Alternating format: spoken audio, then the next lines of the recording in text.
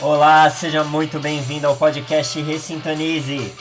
Hoje nós vamos dar início a uma série de podcasts explorando os temas do livro O Cérebro de Buda. Essa série de podcasts será feita de uma forma contínua, então se você perder um deles, pode ser que você não acompanhe muito bem a nossa linha de raciocínio. Então a minha dica é que você escute todos. Cola no Ressintonize e nos acompanhe nessa jornada. Para quem ainda não teve a sorte de conhecer esse podcast, né? Nesse podcast nós falamos sobre meditação e autoaprimoramento. Esse é um podcast para quem quer mais da vida. É um podcast para quem deseja discutir temas que nos levam a uma vida com mais alegria e sentido. Então se você não gosta de temas assim, você está no lugar errado. Lembrando que no meio do podcast nós temos os nossos 15 minutos de meditação. E após ela, nós temos o nosso encerramento. Então, o nosso tema de hoje é o cérebro que se transforma. Aperte os cintos e curta esse podcast até o final. Esse é o Ressintonize. Ressintonize seus pensamentos na frequência certa.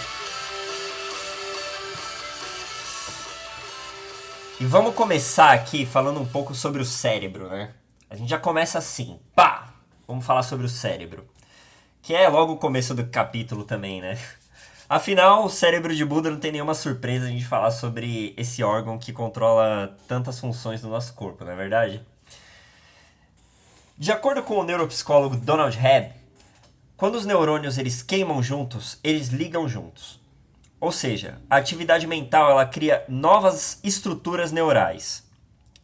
E aí, traduzindo um pouco, né? Para quem não está familiarizado com o termo neuroplasticidade, é basicamente isso que o Donald Hebb está explicando.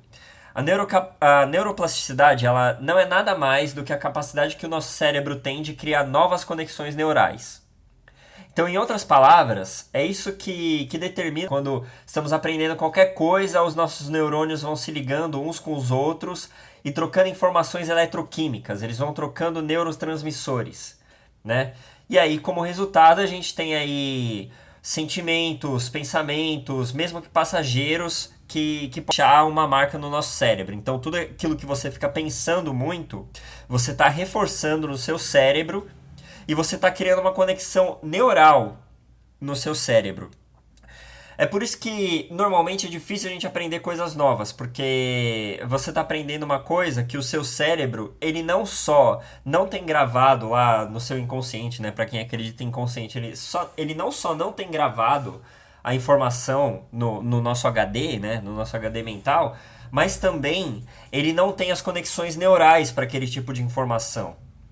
Então, cada cérebro de cada pessoa é diferente, porque cada cérebro vai ter uma árvore neural, digamos assim, uma estrutura neural diferente, porque cada pessoa pensa e age de uma forma diferente, né? Uh, essas redes neurais elas vão funcionando com uma espécie de reforço. Então, assim, se você está aprendendo a andar de bicicleta, por exemplo, no começo é difícil, mas aí conforme você vai tentando, você vai criando novas redes neurais para que isso aconteça. Então, assim, é o reforço da informação que vai ajudando o seu cérebro a entender que aquilo é uma informação relevante e ele vai criando as conexões certas, né? Essas conexões, elas basicamente é o que predomina no nosso cérebro e é o que, de uma certa forma, controla ele, porque é graças a essas conexões e a esses impulsos, tanto elétricos quanto impulsos químicos, que a gente consegue falar, a gente consegue aprender, a gente consegue até mesmo estar vivo, porque é graças a essas informações e a esses impulsos elétricos, a esses neurotransmissores e a esses impulsos elétricos que o nosso coração bate, a nossa respiração flui e tudo mais. Todas essas informações, essas conexões neurais, elas trabalham junto com o nosso hipocampo. E eles têm uma função essencial no nosso aprendizado e na nossa memória de longo prazo. O mais legal é saber que as nossas atitudes influenciam o nosso cérebro. E assim como um músculo que a gente treina no nosso dia a dia, certas partes do nosso cérebro elas podem se modificar conforme o nosso comportamento. Por exemplo, nesse primeiro capítulo desse livro, né, que é o cérebro que se transforma, o Rick Hanson, que é o escritor, ele coloca ali que motoristas de táxi de Londres, eles precisam decorar muitos nomes de ruas, muitos caminhos, muitas coisas que precisam da memória, sabe? Que precisa das informações gravadas na hora, não dá pra ficar consultando, né? Pelo menos era isso antigamente, agora a gente tem o GPS, né? Mas digamos que são os motoristas de táxi de Londres antigos. Eles têm um hipocampo maior, porque eles estão sempre reforçando essa função do cérebro, eles estão sempre precisando tornar essa função mais eficiente e com isso o hipocampo deles desenvolve mais.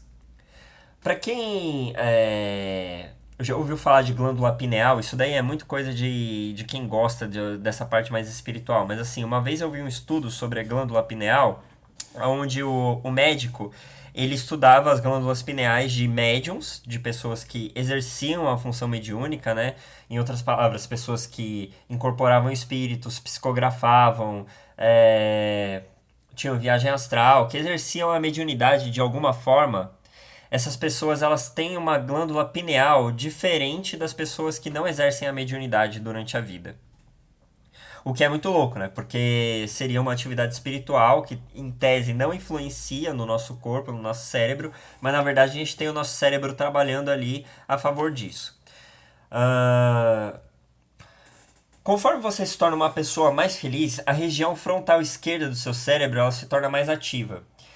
Inclusive tem um experimento bem legal que fizeram com um monge chamado Mathieu Ricard.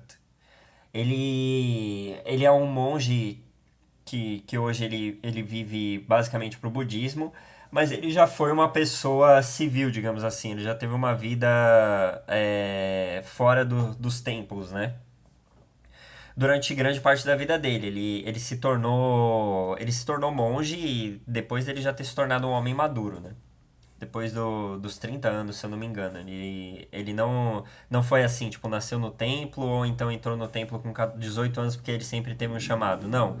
Ele entrou depois da vida dele já tá formada. Tanto que ele era um cientista bioquímico e ele se encantou pelo budismo, acabou se tornando um budista 24 horas por dia. Né, assim, um monge exercendo a função 24 horas por dia. E ele foi considerado um dos homens mais felizes do mundo. E aí o jeito que usaram para medir isso foi medindo a atividade cerebral dele.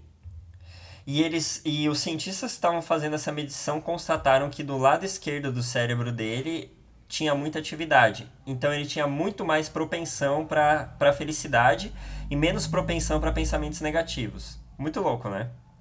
Há um tempo atrás eu vi uma reportagem falando que os cientistas do MIT eles estavam próximos de conseguir traduzir o que as ondas cerebrais estavam falando, como se aquilo fosse uma imagem, sabe? Vocês já assistiram, tipo, Grey's Anatomy, assim, que vocês veem aqueles aparelhos na cabeça da pessoa e eles medindo as ondas cerebrais de alguém que está em coma? E aí fica aquele... E aquele aparelho, de acordo com esses cientistas, eles dizem que eles estão perto de descobrir o que aquelas ondas querem dizer, e aí poderia até, por exemplo, você saber o que essa pessoa estava pensando, o que ela estava vendo, o que ela estava sonhando, o que estava acontecendo dentro da cabeça dela. Enfim, eu nunca mais vi esse experimento, mas achei oportuno falar, né? Vamos levar algumas informações aqui sobre o nosso cérebro, né? O nosso cérebro ele contém cerca de 1,1 trilhão de células, incluindo 100 bilhões de neurônios, e esses neurônios tendem a se ligarem uns nos outros. Em média, cada neurônio admite cerca de 5 mil ligações. Essas ligações elas são chamadas de sinapses de outros neurônios.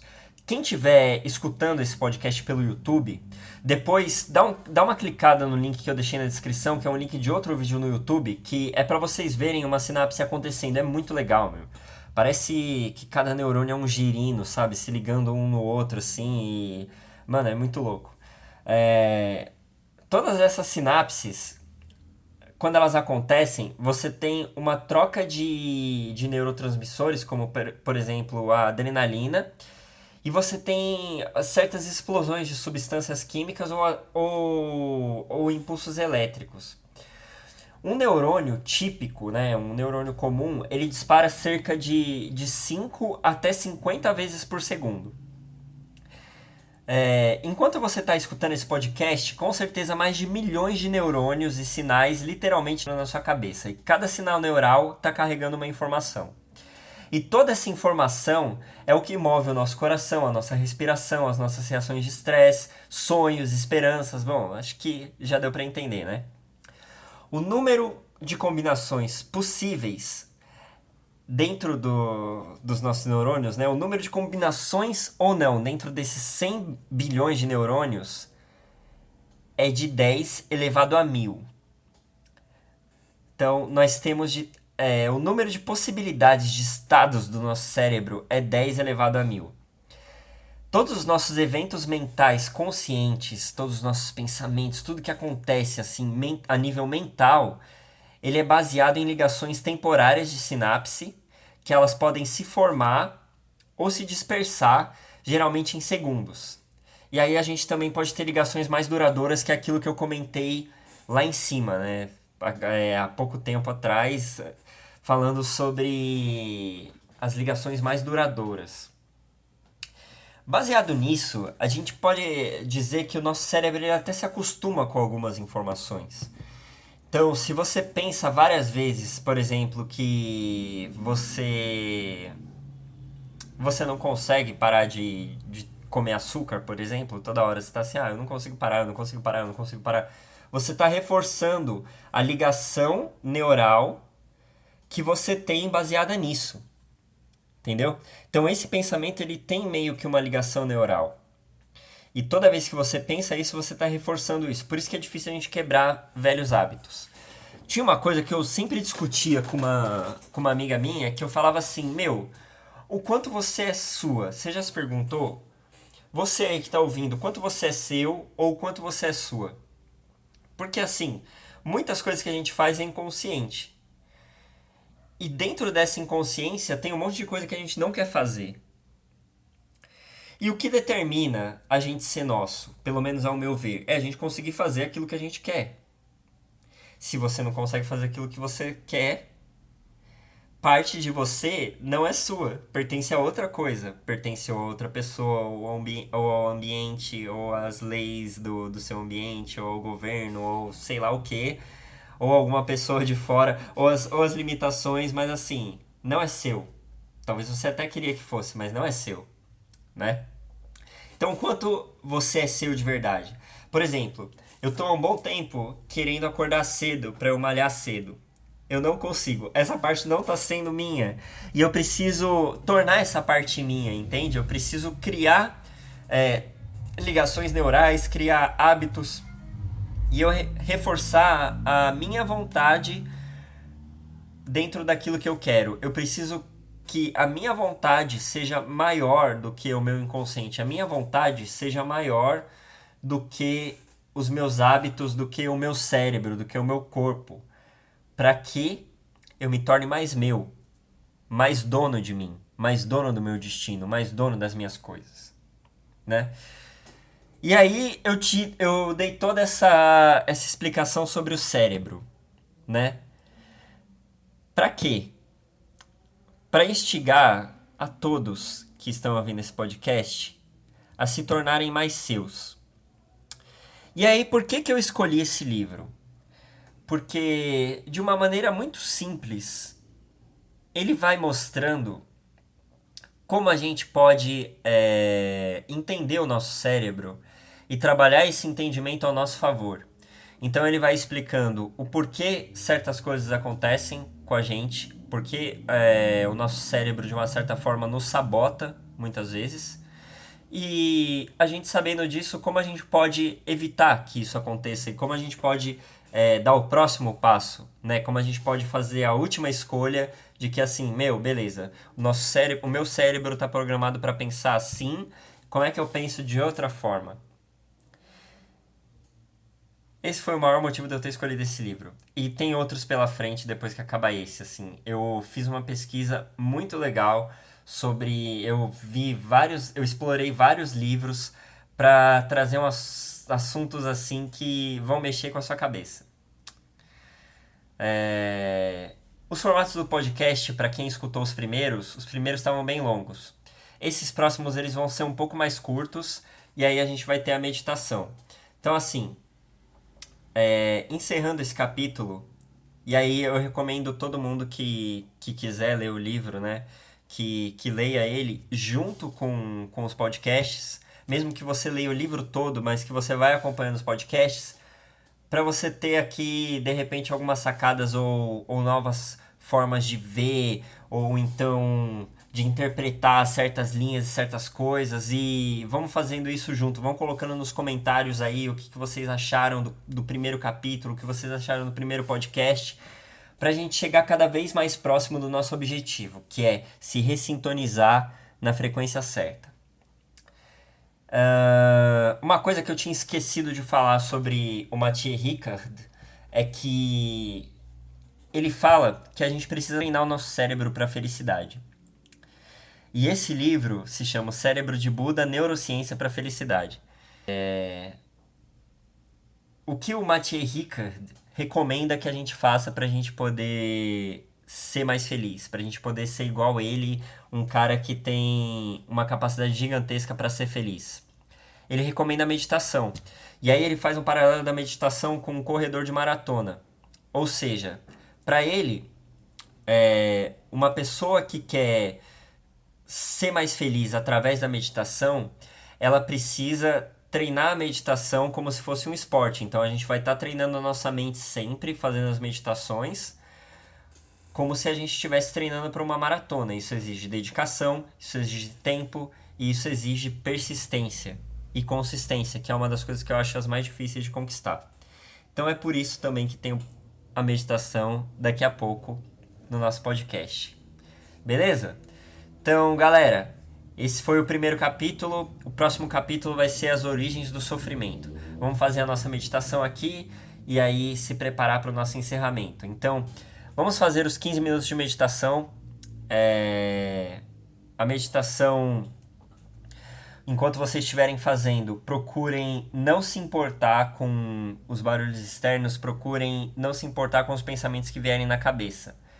Simplesmente coloquem na cabeça de vocês que durante 15 minutos é para vocês não fazer absolutamente nada. Então, assim, parou os 15 minutos para meditar, fecha os olhos, respira fundo e não faça mais nada até a gente encerrar essa meditação. É o truque que eu peço. E se vocês começarem a pensar muito conscientemente, procurem voltar a atenção de vocês para a respiração. E vão fazendo esse treino. Respira. Nem que vocês falem para você. Respira. Respira. Respira. Podem falar, pode fazer como se fosse um mantra. Respira. E isso vai se tornando um hábito. E todas as vezes que vocês forem meditar nas próximas vezes, ou que vocês estiverem nervosos, ou que vocês estiverem sentindo qualquer outra coisa, vocês vão lembrar desse momento de respira. Respira. E aí vocês vão ver que vocês vão, com o tempo, né, se vocês persistirem e treinarem para maratona, vocês vão começar a ter essas reações em momentos críticos. Quando vocês estiverem ficando nervosos, vocês vão respirar. Tem uma coisa que é muito legal na meditação, que é assim, muitas pessoas falam, eu sou muito ansioso para meditar. Só que o que vocês fazem quando estão meditando, vocês estão treinando com ansiedade. Porque assim, é inevitável. Quem é ansioso, quando para meditar, você fica ansioso para você parar de meditar. E o fato de você falar para você, respira, se acalma, você vai ficar aí até acabar os 15 minutos, você está se acostumando a se forçar a fazer algo durante o tempo que você determinou, mesmo que você esteja ansioso. Então você está reforçando para o seu cérebro, criando conexões neurais no seu cérebro, que falam assim, em certos momentos, por exemplo, o Matheus, vamos supor que é meu cérebro falando, em certos momentos o Matheus, ele fica ansioso, mas ele fica ali parado durante o tempo que ele determinou, mesmo que ele esteja ansioso. Então, quando ele falar respira, ou então quando ele quiser se acalmar durante um certo tempo, eu não vou ficar enchendo o saco dele. Eu vou ceder, porque ele vai fazer de uma forma ou de outra. Então, assim, Ele tá me ensinando a ter calma nessas horas. É um jeito bem besta de falar, mas é mais ou menos isso que acontece mesmo. Vocês estão treinando a calma. E a calma precisa ser treinada muitas vezes. Eu acredito até que por que a gente é tão acelerado ou por que a gente é tão distraído? Porque a gente treina a distração e a aceleração. Vai lá numa tribo indígena que nunca teve contato com o mundo e vê esse pessoal acelerado. Ou vai para uma praia, né? E vê se o pessoal é tão acelerado quanto nas grandes cidades. Varia essa aceleração de região para região. Isso significa que muitas vezes a gente aprende a ser ansioso. E do mesmo jeito que a gente pode aprender a ser ansioso, a gente pode aprender a ser calmo. É muito difícil a gente desaprender. É quase impossível desaprender. Mas a gente pode aprender o inverso, né? Então vamos lá, gente. Se você é ansioso, saiba que meditando você está aprendendo a calma. Mesmo que você não se sinta calmo na meditação, mesmo que termine a meditação e você ainda esteja agitado, mas você vai estar treinando a calma como se fosse um músculo, como se fosse você indo para academia. Quando você vai na academia não dói? Então, a nossa cabeça dói, a nossa mente dói quando a gente está treinando a meditação. Mas assim, é com o treino que o exercício vai ficando mais fácil, né?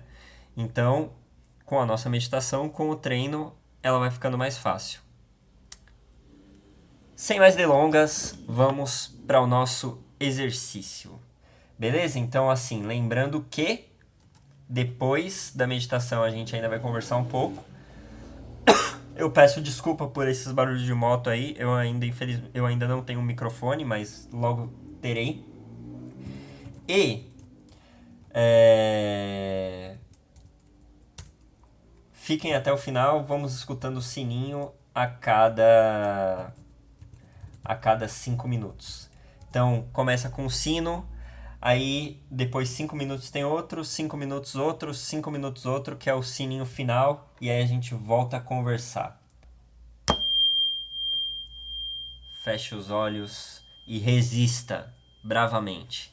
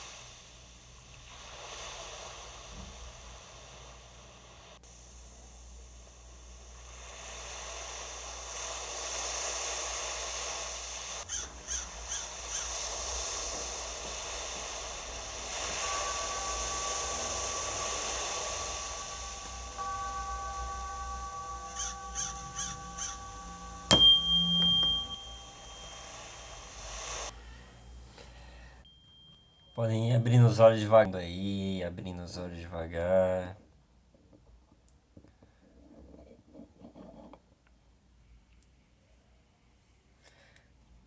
Espero que todo mundo tenha conseguido acalmar um pouco o coração aí. Meu, tem muita gente que, tipo, provavelmente deve estar pulando essa parte da meditação. Ou então vai fazer escutar um episódio hoje, daí semana que vem escutar outro e depois não faz mais a meditação, né? Eu gostaria de fazer um apelo para que vocês fizessem sempre, porque pelo menos é um tempo que vocês estão treinando aí, né? Independente do que vocês estejam fazendo. E aí, se você está fazendo pelo menos uma vez por semana, já ajuda em alguma coisa, né? Um incentivo para vocês ao longo da semana conseguirem ir fazendo nem que seja alguns minutos. É... Normalmente, quando eu faço meditação, eu sempre tenho um insight diferente. Seja se eu estivesse pensando em algum problema, ou seja se de repente é uma coisa nova que vem na minha mente, né? E uma coisa que eu pensei hoje, que me veio mais claro enquanto a gente estava aí treinando, é que muitas vezes as pessoas elas falam que meditar é de olho fechado, né? Você tem que fechar o olho para meditar. Inclusive eu mesmo, eu sempre falo de fechar os olhos para poder meditar. Só que acontece que existem técnicas de meditação que são de olhos abertos, né? Inclusive a meditação zen budista, ela é de olhos abertos. É, com os olhos semicerrados, você fica olhando para a parede. E o fato de você aprender a focar num ponto na caixinha do vazio, digamos assim, né? Você só ficar lá parado olhando para um ponto é um treino gigante de foco para todo mundo. E até mesmo um treino de autocontrole, né? Porque quando a gente está meditando, muitas vezes a gente tem vontade de levantar e fazer correndo outra coisa, mas quando a gente está treinando para ser mais calmo, né? Eu acredito que ninguém vai ficar levantando para fazer outras coisas. Então, assim, enquanto eu estiver fazendo a meditação, se você não puder ficar de olhos fechados, faça a meditação mesmo de olhos abertos. Tudo que você vai precisar fazer é você permanecer no local onde você está, tentar acalmar sua mente, né, e respirando fundo e prestando atenção na sua respiração, e aguardar o tempo da meditação acabar.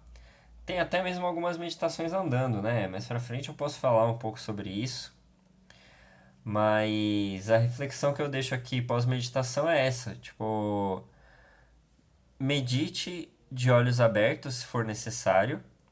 E quando você for meditar, a única coisa que você precisa se preocupar a primeiro momento é em ficar o tempo completo da meditação. Porque a maioria das pessoas que se queixam de não conseguir meditar, o que conclui que elas não conseguiram meditar?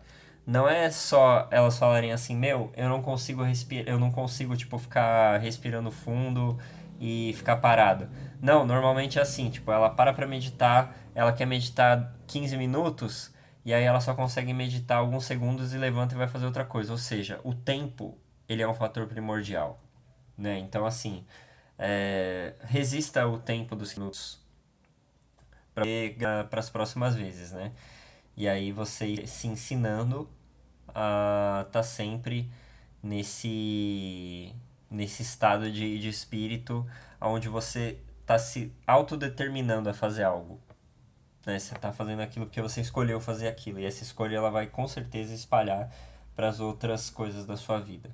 Bom, galera, é isso. Eu espero que vocês tenham gostado desse podcast. Eu vou ficando por aqui.